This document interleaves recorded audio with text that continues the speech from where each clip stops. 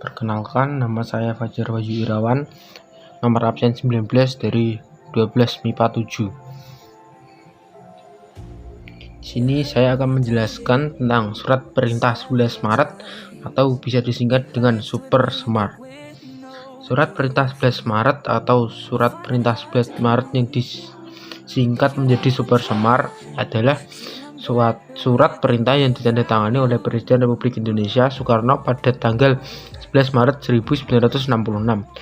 Surat ini berisi perintah yang menginstruksikan Soeharto selaku Panglima Komando Operasi Keamanan dan Ketertiban untuk mengambil segala tindakan yang dianggap perlu untuk mengatasi situasi keamanan yang buruk pada saat itu.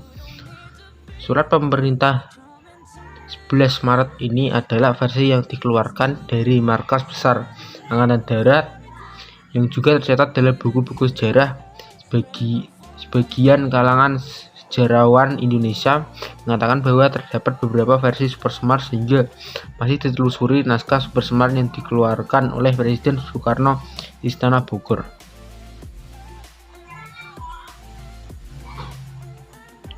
Latar belakang: pada 30 September 1965, kelompok yang menamakan dirinya Gerakan 30 September membunuh 6 jenderal senior Angkatan Darat, merebut kendali sementara dari beberapa bagian pusat Jakarta, dan mengeluarkan sejumlah keputusan atas radio Republik Indonesia.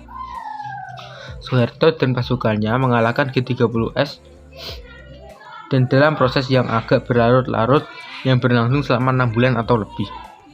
Posisi formal Soekarno sebagai presiden negara perlahan tapi pasti surut. Angkatan bersenjata menuduh saingan lamanya, Partai Komunis Indonesia atau PKI, berada di balik upaya kudeta, dan pembersihan anti komunis pun terjadi. Selama beberapa bulan berikut, Soeharto dan angkatan bersenjata mengambil inisiatif dalam rapat kabinet yang tidak dihadiri Soeharto saat demonstrasi mahasiswa yang dilindungi tentara berlangsung di Jakarta. Pasukan tanpa lancana mengepung istana presiden tempat rapat itu diadakan. Belakangan diketahui bahwa ini dari Komando Pasukan Khusus Angkatan Darat. Soekarno disarankan untuk meninggalkan pertemuan dan melakukan terbang ke Istana Bogor 60 km selatan Jakarta dengan helikopter.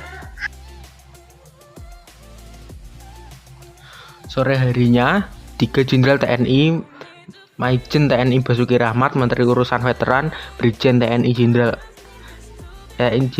M. Yusuf, Menteri Perindustrian Dasar, dan Brigjen TNI Amir Mahmud, Panglima Komando Daerah Militer 5 Jaya, mengunjungi Soekarno dan pergi dengan Super Semar yang ditandatangani, yang kemudian mereka berikan kepada Soeharto. Keesokan harinya Soeharto mengumumkan kekuasaan yang diberikan kepadanya untuk melarang PKI.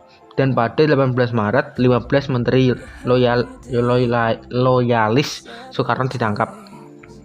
Soekarno mengubah komposisi Majelis Permusyawaratan Rakyat Sementara atau bisa disingkat MPRS, dan setahun kemudian pada Maret 1967 MPRS memilih untuk mencabut kekuasaan Soekarno dan menunjuk penjabat Presiden Soeharto.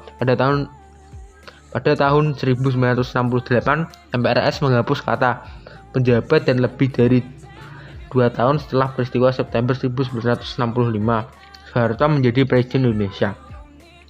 Proses pengalihan kursi kepresidenan dari Soekarno ke Soeharto memakan waktu selama 2 tahun. Soeharto tetap berkuasa sebagai presiden sampai dia mundurkan diri pada krisis politik di Indonesia pada Mei 1998. Selanjutnya, keluarnya Super Semar. Menurut versi resmi, awalnya keluarnya Super Semar terjadi ketika pada tanggal 11 Maret 1966 Presiden Soekarno mengadakan sidang pelantikan Kabinet Dwikora yang disempurnakan yang dikenal dengan nama Kabinet 100 Menteri. Pada saat sidang dimulai, Brigadir Jenderal Sabur sebagai Panglima Pasukan Pengawal Presiden Cakar Birawa melaporkan banyak pasukan liar atau pasukan tak kenal yang belakangan diketahui adalah pasukan Kostrad di bawah pimpinan Mayor Jenderal Kemal Adri yang bertugas menahan orang-orang yang berada di kabinet yang diduga terlibat G30S.